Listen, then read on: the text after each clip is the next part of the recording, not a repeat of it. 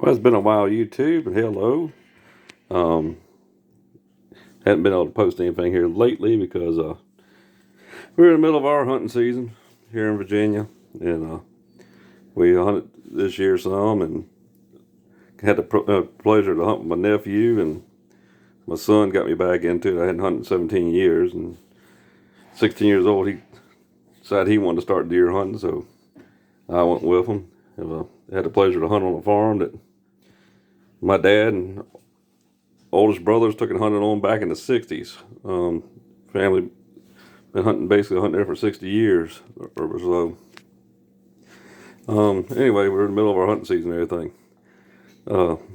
Messed my shoulder up sometime in October. It's been giving me a fit, my left arm has.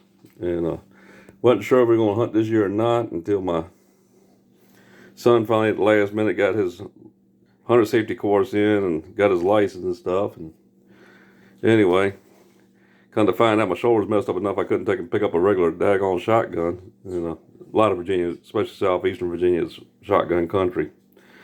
They won't allow you to use rifle. Land's too flat and too well populated. But anyway, shoulder was messed up. Spent most of the season hunting with an old Remington Mall 31 20 gauge.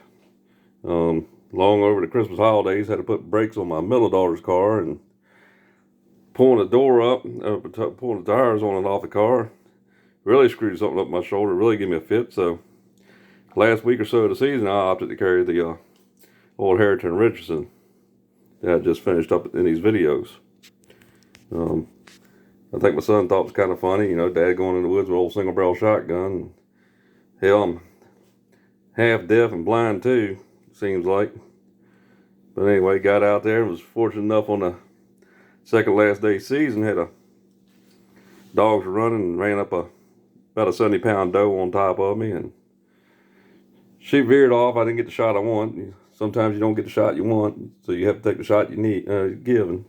Was setting her up for a good leading shot. She was running. Picked up my lead and we were gonna pop her. When she crossed in a clearing, instead she went straight away from me.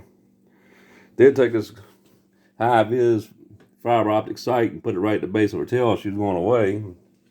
She perked near about 30-35 yards out and dropped a hammer on her. Very old shotgun, as y'all know. And we talked about pressures and keeping low power shells and everything in it. Well, AA bird shot trap loads are about 1,250 feet per second, ounce and eighth shot, and that was probably what I was going to intend to shoot in this thing. So anyhow, the reason I carried this is because it was light enough that I could take and handle it with my shoulder, and my offhand shoulder. But every time you pick something up too heavy, you just feel something tearing in there. Anyhow, come across this federal buckshot, and I accidentally bought a bunch of it. And it's personal defense buckshot, and you see it's 1,145 feet per second. It is copper plate. It's 9 pellets, 2 3/4, flight control wad. So the purpose of it is supposed to be low recoil buckshot, and if you look at it, it's roughly 100 feet per second. It's lower than a good target load. The brass is even a little bit shy on it. It's not even a full in the high brass case. But a lot of people don't understand brass don't mean anything about the power of a shotgun shell. But that's a story for a different day. And that comes from years of hand loading. But anyway, deer going away. Well, part of the marketing on this buckshot is it's being low recoil, low velocity. You would think the penetration's not there. I'm gonna say if you're gonna use that stuff for home defense, you might want to take and use it with caution if you're in a townhouse or apartment. Here's what I found out with the stuff. Going away shot. Found 2 pellets in a tulip tree and got to clean the deer and everything. We could tell she took at least one through the hind quarter. Well, lo and behold, we got to skin her out and everything.